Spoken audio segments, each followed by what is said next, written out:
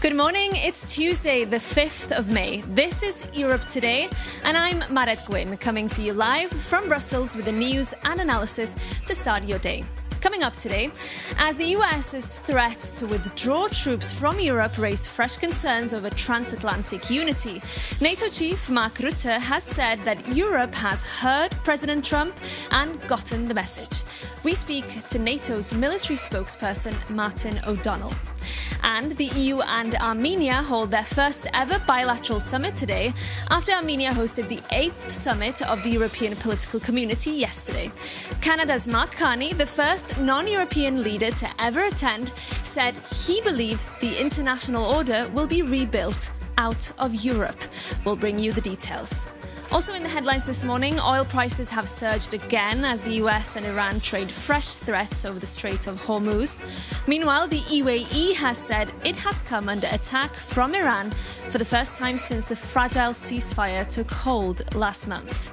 And Ukraine's President Volodymyr Zelensky has announced a truce starting from midnight tonight, effectively extending the unilateral ceasefire announced by Moscow for Friday and Saturday to mark Russia's Victory Day celebrations. But first, for our top story this morning, we're heading to the NATO headquarters. President Trump's latest threats to withdraw US troops from Europe is raising fresh questions about the US's commitment to NATO and to European security. Our correspondent, Shauna Murray, is at the NATO headquarters in Brussels for us, and we could cross over to her now live. Shauna, great to see you. I know you've been speaking to sources at NATO. What are they telling you now about the implications of Trump's latest threats? Well, good morning, Marit. And of course, the implications are, well, they could be quite big, but we don't know the full detail yet. And that is the key question and the real concern. We know that decision last week was made sort of in the midst of a very public feud with the German Chancellor Friedrich Merz, Donald Trump and the United States saying that they would cut around 5,000 US troops from German territory within the next 6 to 9 months. And then a further decision by the US president that he would cut much further. The implications for generally NATO security is as of yet unknown, which says an awful lot about the nature of this decision. But I'm joined now, as you mentioned earlier, by Martin O'Donnell, the Colonel here, who is spokesperson for the Supreme Allied Commander of European Forces. Good morning, Colonel O'Donnell. Can you tell us what you've been told 4 days on from that decision last week? Yeah, so first, thanks for having me. Great to be with you. So things still stand, as the NATO spokesperson said in her statement over the weekend. NATO's still working with the United States to understand the implications of the decision made on Friday. And so, as you had already mentioned, 6 to 12 months, all those things still being under consideration. I would provide a few things for context, though. One, on the same day that the U.S. decided and made the announcement that it would reduce troops, it was actually, in fact, a brigade-sized unit, so we're talking thousands of troops, American troops, cased its colors to deploy here to Europe, an armored brigade from Texas on that same day. And so what I would offer to your viewers is that this type of rotation of forces moving in, forces moving out of theater, very, very common, something we're very, very used to. Yeah, indeed. And of course, we know that European allies have been bracing themselves for a troop cut of this nature at some point. But the problem here is that it came out of the blue in the middle of a feud with any consultation with NATO allies. And that's something that many NATO diplomats have said to me over the past year or so would be kind of the worst nightmare, that Donald Trump would announce it after being on a phone call with President Putin of Russia, and that it will be done without the consultation with his allies. And that's kind of what's happened. Yeah, well, I would say a few things. One, you heard from Germany's leader himself, who said he wasn't surprised by the decision. And Europe has been moving out, trying to strengthen up, make a stronger Europe, make a stronger NATO for some time. In addition, the United States has said, look, this isn't happening overnight. This will occur over a 6 to 12-month period. And those details, like I said, are still being worked. And how come they're only being worked out right now? Because it's 4 days since the announcement. And so it appears that the strategy is sort of on short supply. Well, so the president made a decision, right? And now on the United States side, just like any leader of any country would. And so now, obviously, the United States is working to determine how to execute the president's decision. And how come there hasn't been any more detail so far about where it could sort of impact NATO force posture? Yeah, so I mean, I think that's a question better for the United States to answer, just in terms of, okay, where are they at? From a NATO perspective, in terms of our deterrence and defensive plans, this doesn't change anything. We're still able, we will still be able to now, we are able now, and we will still be able to deter and defend all alliance territory. Okay, so let's look at the morale element, because obviously the last few months have been very confrontational when it comes to the United States and NATO allies in particular. Obviously, we saw at Greenland that really, really difficult sort of conflict between the United States, Denmark and other, in particular Nordic allies. And then you have this decision to withdraw troops, and you have this constant sort of barracking from the US president about NATO allies not joining in the war in Iran. What does it mean for the overall alliance? Yeah, so, I mean, one cannot escape the news. But I think what all of the countries within NATO, all 32 countries, need to understand is the military members, who I represent within the alliance, we are focused on our mission, which is deterring and defending. And so I would offer a couple things, on that note. One, you mentioned Greenland. There's thousands of troops right now in Greenland, soon to be in Sweden, in the Arctic, who are exercising under Arctic Sentry, 2 separate exercises. We, Supreme Headquarters Allied Power Europe, are starting today a command post exercise, Steadfast Deterrence. And so those are the types of things that we're focused on. Our aircraft are defending as part of Eastern Sentry. Our ships are defending as part of Baltic Sentry. Those are the types of things that as military members, we are focused on. Okay, Colonel Martin O'Donnell, thank you very much for joining us here at NATO headquarters. Back to you, Marit. Shauna, thank you so much, and thank you to your guest, Colonel Martin O'Donnell, there at the NATO headquarters. Now, the US president has announced new plans to help free ships stranded in the Strait of Hormuz. But the operation, known as Project Freedom, leaves many questions unanswered, as Jakob Janus explains. Yesterday, President Donald Trump officially announced Project Freedom, aiming to unblock the Strait of Hormuz by guiding commercial vessels through this crucial waterway. And this mission has immediately met with Iranian response, claiming it successfully prevented US Navy ships from entering the strait. However, Washington denied that straight after. So what is going on? US Central Command has committed guided missile destroyers, more than 100 aircraft and 15,000 service members to the mission. However, naval experts suggest that with 12 destroyers currently in the region, the Pentagon is more likely to focus on a general patrol-based strategy. And the situation is getting tenser. Iranian state media reports that US Navy frigate was targeted by a missile attack after allegedly ignoring maritime safety warnings, a claim that US has denied. And economically, the stakes are critical, as an estimated 20,000 sailors and 2,000 ships remain stranded across the Gulf, forcing oil producers to limit production because there is no way to store it and transport it. And all of that comes as France and the UK proceed with their own separate maritime mission, which aims to complement rather than compete with US efforts. So although the US, Europe and Iran are all working to unblock the straits, everyone seems to be pulling in a different direction. And with oil prices staying high, it is unlikely there will be a quick price drop at the petrol pump. Jakob Janus there. Now, moving on, yesterday, over 40 world leaders gathered in Yerevan in Armenia for the 8th summit of the European political community. It came at a moment of deepening friction with the US and of economic volatility driven by the Iran war. For more, we can go straight to our Europe editor, Maria Tadeo. Good morning, Maria. Good morning. Great to see you.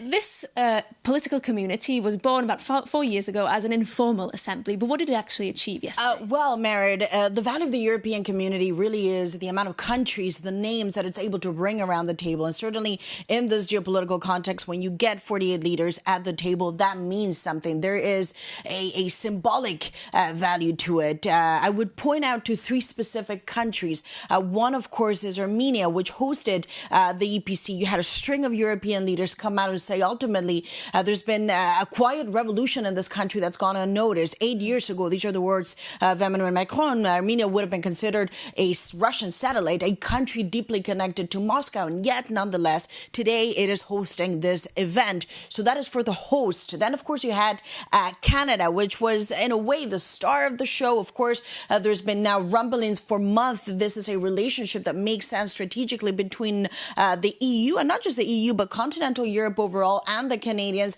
Mark Carney, the Canadian Prime Minister, was there in a sort of beauty contest saying, look, we are a big country, a lot of resources, and could be useful for the European Union and the Europeans more broadly as this new international environment is, well, changing and morphing. That's a reality. Let's take a look. We're here because of the moral and security imperatives of our cooperation in the Caucasus, in the Baltics, in Ukraine, across Europe, and also because of the immense potential for our partnerships to build a better, more prosperous, sustainable, and just world for our citizens. And I'll close with this. It's my strong personal view that as the international order will be rebuilt, but it will be rebuilt out of Europe. That was a Canadian Prime Minister, of course, Mark Carney, with a very strong one-liner. The international order is changing, but it will be rebuilt out of Europe. Again, as this communion of values. Obviously, for the Canadians, this is difficult now, especially in the terms of trade relations with the U.S. And lastly, if I may, the other country that I thought was particularly relevant at this summit is the United Kingdom. They finally announced and made it official that they will pay and contribute to this 90 billion euro loan for Ukraine for the next 2 years. This is relevant for two reasons. This was a loan that was paid by the EU member states. It is strictly an EU format in which now the UK has decided we also want to contribute, which also means, by the way, they will have to financially, along the whole string of what a loan means, including the interest, also pay. What it also signals is the United Kingdom has not given up on the idea that it wants to play a bigger role when it comes to European defense, but also when it comes to the European industrial complex in relation to weapons. Remember, they tried to join the SAFE. This is a mega defense project that the EU is putting forward. There was a disagreement when it comes to the fee and the money, but nonetheless, a quote from a statement between the head of the Commission and the UK Prime Minister saying this is a major step forward now when it comes to the UK-EU defense industrial relation. So that is key because most military experts will say the UK is needed if you talk about continental defense. And Maria, one notable absence yesterday, the German Chancellor Friedrich Merz. Well, he was not present in Armenia. The Chancellor is busy back home dealing with two issues, both important for him when it comes to the domestic scene. At this point, you could argue the German coalition is at its lowest point. He is facing not just issues internally within his government, but also his own perception when it comes to his own communications and managing of Germany at a point in which this is a country that fundamentally has not found the recipe to grow, to maintain its industry relevant. And then, of course, dealing with a bigger crisis externally with the U.S. pulling out, as you just talked about, from NATO, those troops, but also that threat from President Trump on the Friday to increase tariffs to 25% on European car makers. That obviously goes to the heart of the German economy, the German auto sector. And today there will be a meeting between the EU trade boss and American representatives to see whether or not these tariffs are even going to be implemented and whether there's a form to lower the temperature on the tariff front. What we see is that the Chancellor is trying by putting out a message saying he's not going to give up on their relationship with the U.S., but also fundamentally, despite the blunders when it comes to the communications, they agree, Berlin and D.C., that Iran cannot have a nuclear weapon. Okay, Maria, thank you so much for that very comprehensive update for us. Now we're moving on because after 25 years of stop-start negotiations, a landmark trade deal between the European Union and the Mercosur bloc, which includes, of course, Brazil, Argentina, Paraguay and Uruguay, provisionally took effect last Friday. It creates one of the largest free trade zones in the world and is being hailed as a major step in deepening ties between Europe and South America. But the deal still faces a final hurdle after it was referred to the EU's top court. Joining me this morning in the studio is Brazil's ambassador to the EU, Pedro Miguel da Costa Silva. Good morning, Ambassador. Good morning. Really great to have you here with us on Europe Today. Let me start with EU-Mercosur, because I know you were very critical in the past of the political campaigning here in Europe against this deal. Now it's here, it's in effect. How much of a moment is this? Well, it's a fantastic time to be in Brussels. Now, finally, we have the agreement, and my hope is that all the noise that surrounded this deal will go away progressively as the deal kicks in and the benefits kick in. And also people realize that all that was said about the deal is not actually true, the bad things. Yet it has been referred to the EU's top court. Do you fear that the noise could come back then?